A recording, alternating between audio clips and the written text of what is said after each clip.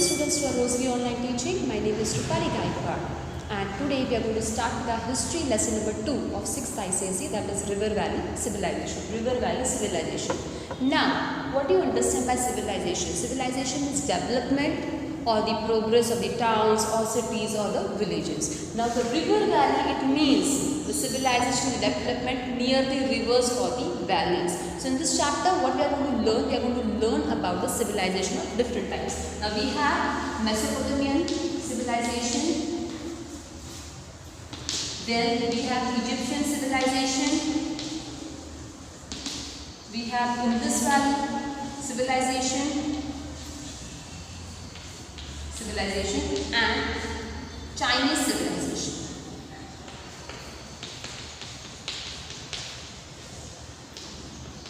So we are going to see how the society, how the religion and how the occupation has developed in this particular areas and how this Egyptian, Mesopotamian, Egyptian, Indus and Chinese civilization was developed. So we'll go through the slides and try to understand how it was formed and how exactly it is. Dawn of civilization. The rise of cities in the Bronze Age ushered in the dawn of civilization.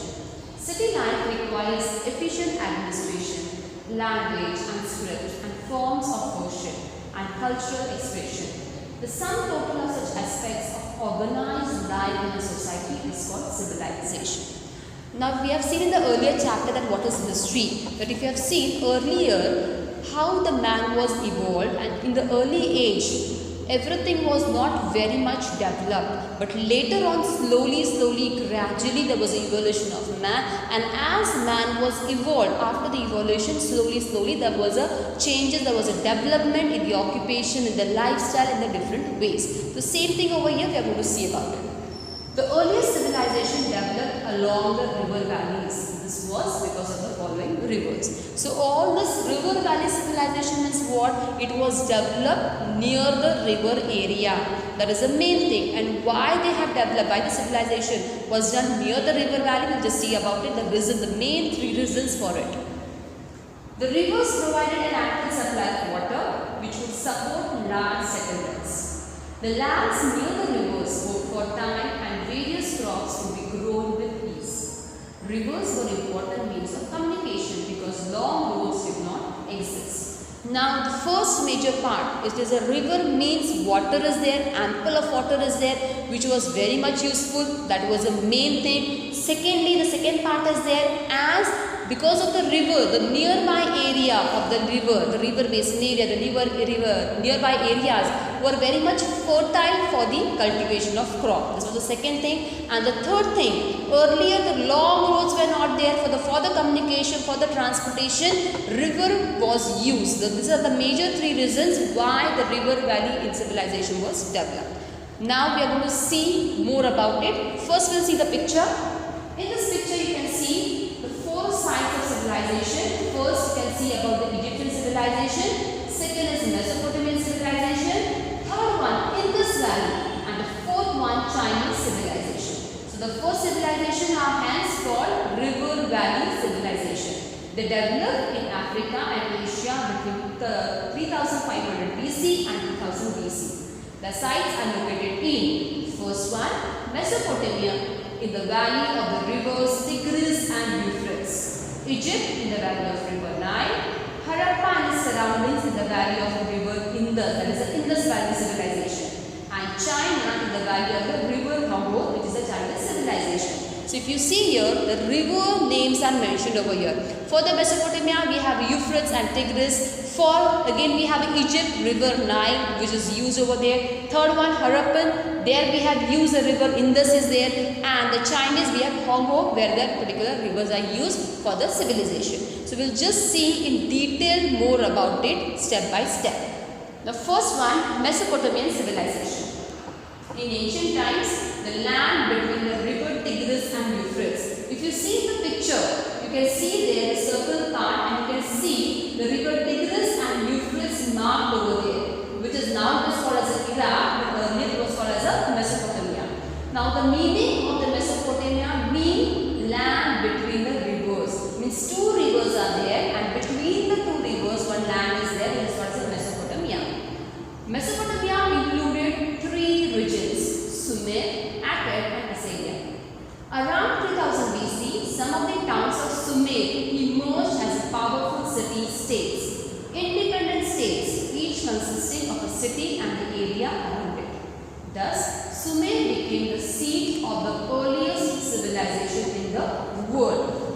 Mesopotamia, we have three main parts.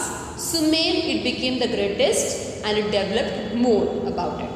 Now we'll see more about it. Source materials. Literary source materials include clay tablets bearing uniform script. Archaeological sources are the following. Remains of buildings such as ziggurat temples, administrative buildings, storehouses, as well as dikes, canals and reservoirs. Inscription on pillar bearing Hammurabi's code of law. Articles and other goods like bronze tools, weapon and vessels, weights and measures, reed, pens, pottery, pieces, woven cloth and glass products, figures representing natural phenomena and scenes from the Indus Valley civilization.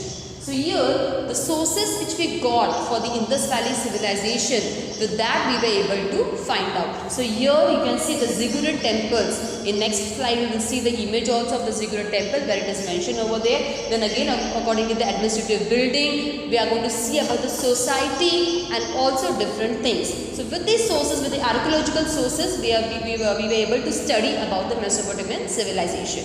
Now next slide, town planning. So what was the town planning there? A Sumerian city, you can see the picture over there, it's a ziggurat temple over there.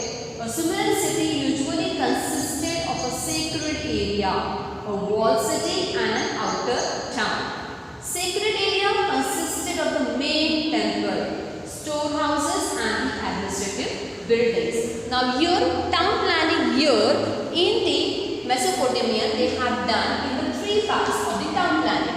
First one is called as a sacred, which is called as a holy area. Second one is called as a wall. And third one is called as a outer town. Okay, so you have the three parts are there. It is a wall city, we can say. Sacred area, we can say. Sacred city or sacred area. So this particular three parts, the town planning is done of the Mesopotamia in three parts. Sacred city, wall city and the outer town. Sacred means where the very holy people, king and prince, they used to reside. In wall city, accordingly, we'll just go through it in the next slide and learn that who is residing in sacred, wall and outer town. Next slide we'll see. Social life. The king, the priest and the king's official form the highest class in the society. They live in the sacred area. King made the laws and was also the chief priest. Middle class, mainly landowners, merchants and craftsmen, lived within the walled city, and the slaves who were usually bought captives formed the lowest class. They lived in the outer town. Now if you see here, three parts as I told you the town planning was done. So society people also they have accordingly they have planned out, they have differentiated in three parts. Here sacred area means about the king and priest, high class people, they went to the sacred area. Second is a walled city. Walled city means the merchants, the people who are working, the traders, they were residing over here. And the outer town means the people who were the slaves, those who are working as slaves, they were residing in the outer town. So you can see in this slide also there's a pyramid over there. You just see the pyramid. In the pyramid you can see top is the king and nobility. There is a high priest, king residing over there. Second is the scribes and craftsmen and peasants. That is a walled city area. And third one is the slaves staying in the outer town area. This is about the Mesopotamian society. Now let's see what was the occupation of the Mesopotamian people. Let's go through the slide. Occupations. The Sumerians were mainly farmers. They were probably the first to grow wheat, to control the annual floods. They built dikes, dug wide canals and created artificial reservoirs. They mastered skills such as metallurgy, pot making, cloth making and glass making. Now if you see, as it is based river valley, as I said earlier, the area near that particular area was very much fertile for the cultivation of crops. So farming was the basic main occupation over here. So again the same thing over here, the farming was done. Secondly, pot making and different metals were made, glass making, that was also one part of the occupation. We'll see furthermore. Sumerians were the world's first traders. They knew the use of money and devised a system of They were also the first to use wheeled transport, carts on roads and rafts on camels were the chief modes of transport. The discovery of industrial seals in Sumer and Sumerian seals in the Indus Valley suggests that there was overseas trade between the two civilizations. Sumerian records also mention Menuha, a term that was used to refer to the Indus Valley civilization. Now in the last chapter we have seen that there it was a barter system where exchange of good was there. Money was not there.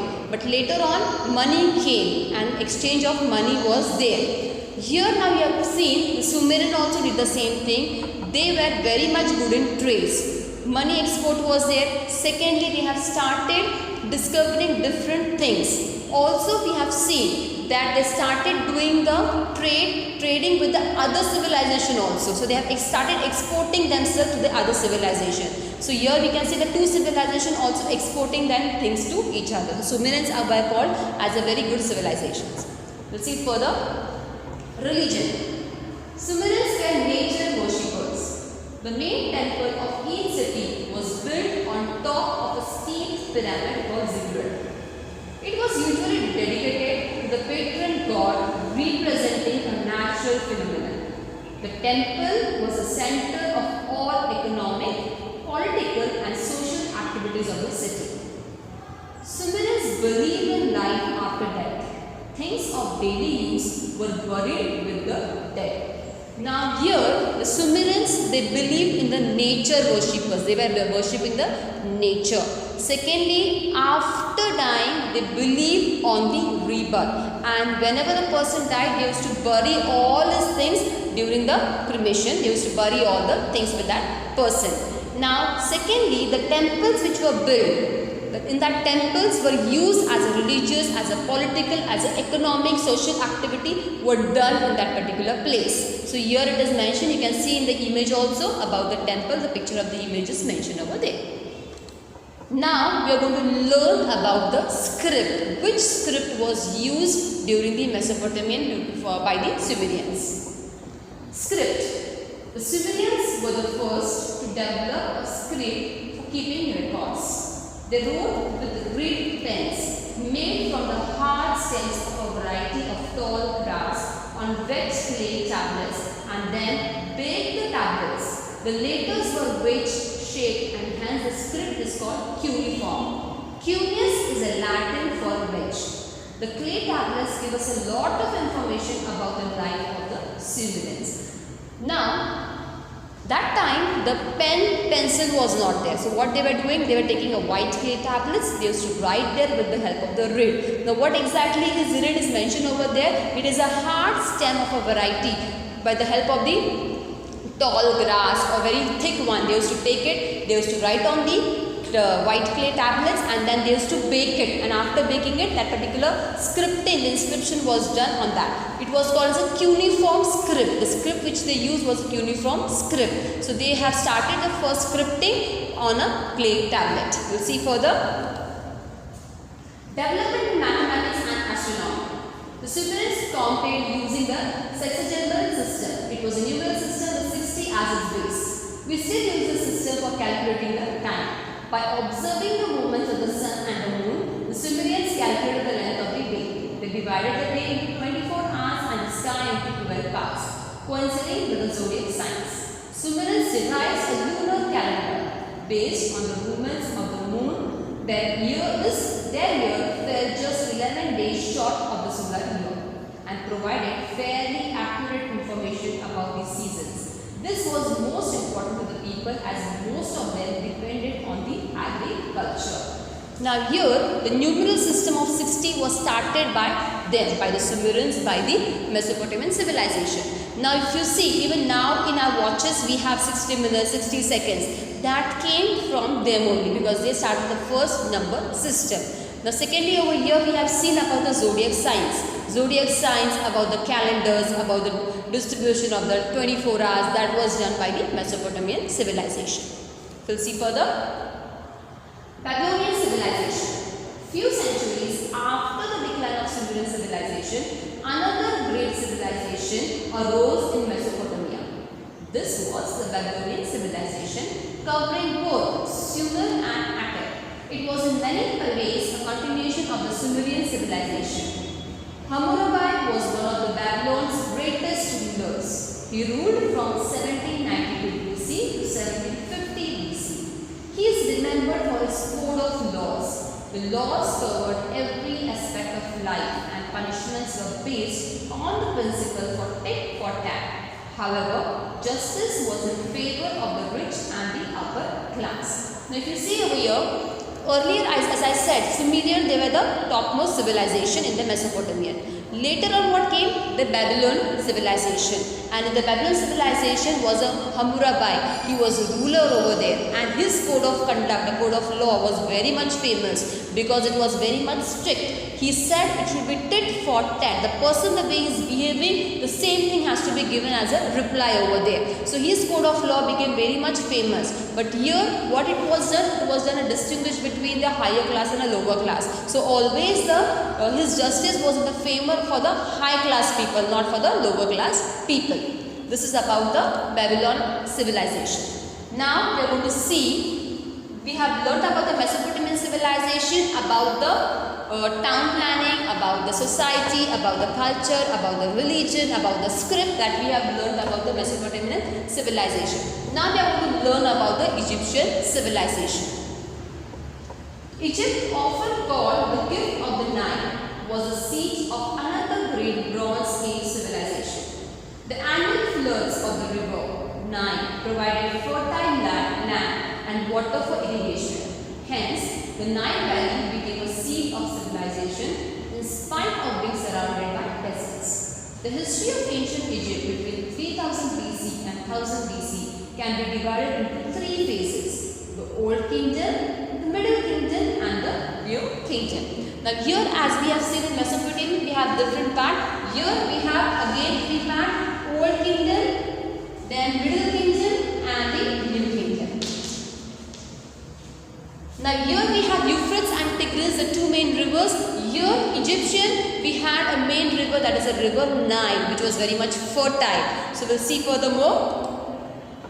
Source materials. The literary source materials are in the form of hieroglyphic writings on papyrus and engravings on pillars, walls of tombs and palaces. Archaeological source materials include the following: building structures like pyramids, temples, palaces, administrative buildings, pillars, canals and bridges that give us an idea of their town planning and public work activities. Statues of various mythological figures and rulers. Artifacts and other goods like bronze, tools, weapons, objects, spindle works here, ivory and stone. Now, source material which was found in the Egyptian was very much important, because here, if you know, the pyramids in Egypt are very much famous now also. The same over here, they have started inscription on the pillars. That was the main thing over here.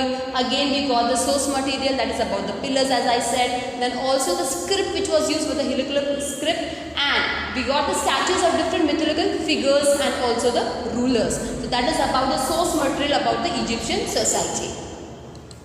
Now town planning. In the city of Emerald in ancient Egypt, a royal road can parallel to the river's Nile. It connected the northern and central parts of the city. The luxurious stone residences of the royalty and high officials were situated in the north. The king's official residence, temples and administrative buildings, storehouses and clusters of mud brick houses of ordinary people were situated in the center. Tombs were situated in the desert a few kilometers away from the central city. And the laborers who worked on the tombs lived in square blocks of workers' houses situated nearby. Now here the people, society people, here the town planning, accordingly they were done. Again north, middle and the south part. Now here in the north part were all the high priests, the king, they were residing over there.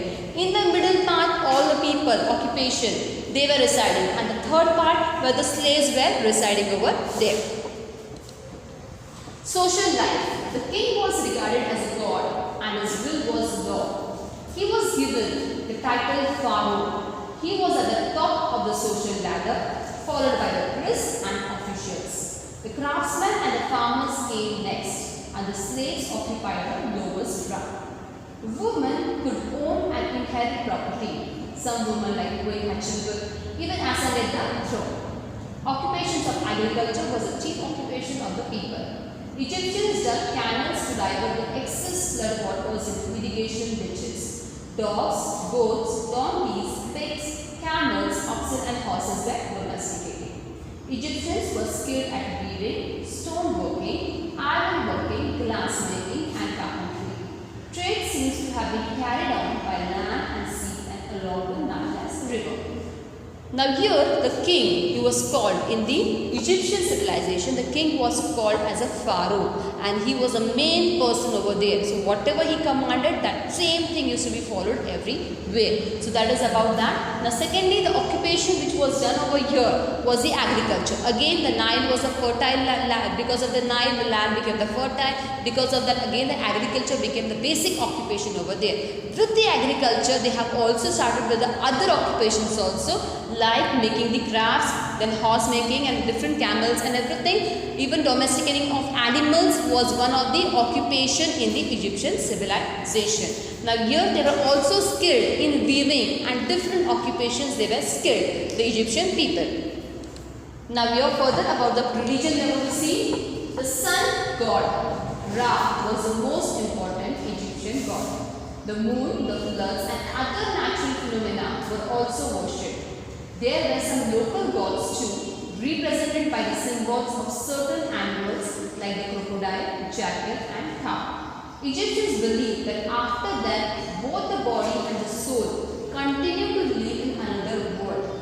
Accordingly, they embalmed the dead bodies, applied salt and chemicals on dead bodies in order to preserve them. The bodies were then wrapped in the strips of cloth and preserved in coffins. This embalmed bodies are called mummies. The coffins were buried in tombs along with the personal belongings of the dead.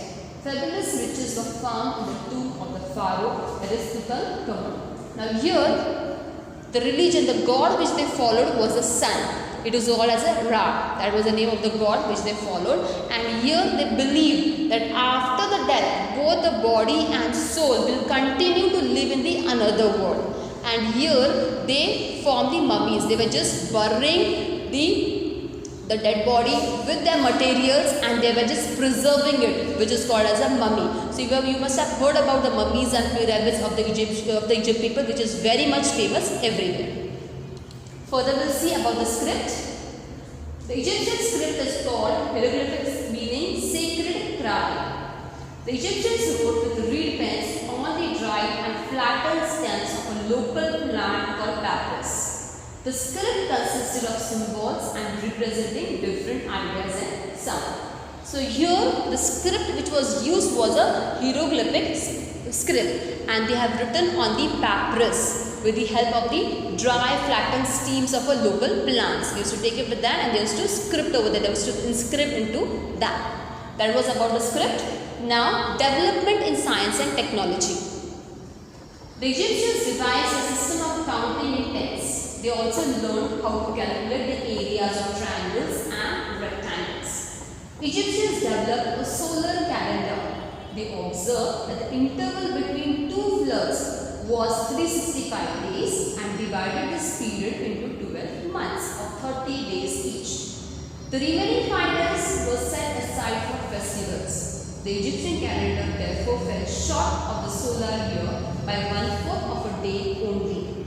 The Egyptian year began when Sirius, the brightest star, appeared in the morning sky. Now here if you see over here, they have started calculating the triangles, the area of the triangles and rectangles. Also they have learned about here, they have developed about the solar calendar. They have given the 12 months and accordingly they have started the solar calendar also. This is all about the development in science and technology, what the Egyptians has done. Egyptians also had a great knowledge of surgery and human anatomy. So they were very much started surgery and human anatomy. So we can say the doctors and experts they came from over there. The most wonderful creations of the Egyptians are the pyramids. The pyramids which are located in the Egypt are very much beautiful, which were built as tombs of pharaohs. Each one contained a king's mummy and his precious belongings. The pyramids are made up of huge blocks of stone, cut to shape and fitted together. The walls of the inner chambers are decorated with beautiful paintings and hieroglyphics. The pyramids show the engineering skill of the Egyptians. The Great Pyramid of Giza near Cairo was built by the pharaoh Khufu. Egyptians built temples decorated with huge statues and massive columns. The temples at Karnak and Abyssindal are the most renowned. These temples were moved to new sites during the construction of Aswan High Dam. Egyptians also made figures of mythological animals called the sphinx. The sphinx usually have the body of a lion and the head of a man. Now here in this slide, if you see, we have seen about the pyramids and how the pyramids were formed, and also about we have seen about the pyramids where the king pharaoh, and accordingly after that once they were died, the mummies were kept inside the pyramids. So here is about that particular thing, and also in the other part, the second part, we have seen about the sphinx. In the sphinx is again the combination of the lion head and the tail. So accordingly here it is about the what development of the technology and the science and technology they have done. Also we have seen the Egyptian had the great knowledge of surgery and about the human anatomy. This was a slowly development, the civilization was done in the Egyptians regarding the science and technology. Now in the next slide we are going to see how Chinese civilization. Now we have learned about the Mesopotamian and Egyptian civilization, where we had learned about the society, about the town planning, about the religion, about the development in science and technology. Now in this slide we are going to see in the next lesson, but now we are going to learn about the Chinese civilization. We will continue with the Chinese civilization in this chapter. Now what exactly is the Chinese civilization? The Bronze Age civilization in China developed along the river Hongo around 1765 BC. The Hongo is called the sorrow of China as it often changes its course after a flood, causing a lot of damage. Chinese civilization flourished first under the Shang dynasty and then under the Zhou dynasty. Now here the river Hongo of China is called as the sorrow of China. The name sorrow of China is given because always a flood occurs over there, and because of the flood everything gets disturbed over there. So because of that the name is given as the sorrow of China. Now secondly, that particular land is also becoming fertile when the flood is not there, which is very much useful for the cultivation of crops and which is helpful for the Chinese civilization. Source materials. The literary source materials include records maintained on bamboo strips, bone and silk scrolls. The archaeological source materials include the following. So the archaeological material, the source material which we found for the Chinese civilization are the building structures like large platforms which bear impressions of buildings such as palaces, administrative buildings, temples and workshops for the production of various kinds of goods. Bronze tools, weapons and vessels, porcelain jar pottery, bamboo and silk goods, tortoise shells and bones were used for the prediction by the oracles. Now here if you see, here the building materials is mentioned over here. Secondly, here also it is mentioned about the tools which were used. As it was a bronze age, so bronze tools were used for the development over here. Now we'll see furthermore about the town planning. The ancient Chinese city of Anning in the Henan province of China was laid out on both sides of the river. Along the city streets were situated palaces, temples and administrative buildings. Along the streets were workshops involved in making pottery, jade and proclaimed goods and bronze casting. Now here this is about the town planning. What is mentioned over here, that the ancient Chinese city of Henan is provides of China was on both the sides of the river. So both the sides were the town planning done. Along the city streets were situated palaces. The palaces, temples, buildings, the administrative buildings were situated in that city streets. Now social life of the Chinese civilization. The king held the highest position in the society. He was assisted by a class of nobles who gave him military support and received land grants in return. As was frequent, soldiers held an important position in society. The merchants and craftsmen came next, followed by the farmers. The slaves were at the lowest level of the society. If you see about the society of Mesopotamian, Egyptian or the Chinese civilization, king or the priest were at the topmost level. Then were the traders or the occupation or the businessmen. And the third, the last part were always the slavery part. The slave people, those who were doing the slave work, they were accordingly to the third position. So always in each and every civilization we have seen, they have done the partition in that way. Always the king and the priest are at the topmost level and they were taking all the decision everywhere. Next we are going to see about the occupation. Occupation, agriculture was the chief occupation of the people. Now again, everywhere in Mesopotamian, Egyptian, everywhere the agriculture is the main. Same in Chinese also, occupation, agriculture is the main occupation. Chinese grew millets, rice and wheat. They had an elaborate system of irrigation. Chinese wove linen and acquired special skills in making silk from the cocoons of silkworms. They were skilled potters and made remarkable proclaimed crockery. They mastered metallurgical skills as well, especially bronze casting. So if you have seen, everywhere the occupation, agriculture is the main thing. Secondly, after agriculture they have done the additional occupation also by doing a weaving or different ways of making the tools. Now next we are going to see about the religion of the Chinese civilization. Chinese worship the forces of nature. Ancestor worship also prevailed in ancient China. Chinese believed that the spirits of the dead had great powers. The dead were wrapped in matting and buried along with their precious belongings. The Chinese consulted oracles or priests to learn about the future. The oracles held tortoise shells or cattle bones over fire. When cracks appeared, they interpreted them to predict the future. So here if you have seen, Mesopotamian, they have worshipped nature. Egyptian, they have worshipped the sun as a god. And again Chinese also, they have worshipped the nature as a god. And also we have seen, once the person was died, they have buried the person with all his precious things and then that person was buried inside the mud. Now we are going to see about the script. Script, initially the Chinese script was pictographic, that is words were represented by pictures. Later on, pictures were replaced by signs, each sign representing an idea. The script was written with artistic brushstrokes on silk, board or bamboo strips. Now here again the script, if you have seen the script in each and every civilization, the script was different. Now here it is a pictographic. Pictographic means related to pictures. Now developments in science and technology, Chinese calculated the length of the year very accurately, that is 365.14 days. They did this by combining solar and lunar calculation. They could even predict the eclipses. So this is about the development in science and technology. We have seen what development was done in Mesopotamian, what was done in Egyptian and what was done in Chinese civilization. Now in this session what we have learned, I'll just go through it brushly about it. In Mesopotamian we have seen about the town planning. Again there was a 3-town planning. Everywhere the town planning which was done, it was as per the people. High class people, that is the priest, the king. Second was the businessman and third one the slave people. So again Egyptian, also the Mesopotamian and also in the Chinese the same distribution was the same. Religion also, here it was about the nature. In Mesopotamian, in Egyptian it was about the sun as a god, and in the Chinese again worshipping the nature.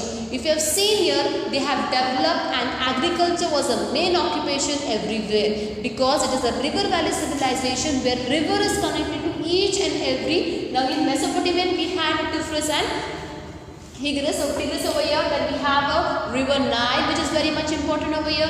And thirdly in China civilization we have in the Honghe, the river which was very much fertile, and because of this rivers, this particular places was able to civilize themselves, were able to develop themselves and improve themselves, and accordingly in the agriculture they have done a very important part in the production of the cultivation of the crops. This is all about this. Go through the chapter, learn, read the chapter very much properly. Try to distinguish between each and every civilization, which will make you easy to understand and learn the things easily. For this, I will just end my session. Thank you very much.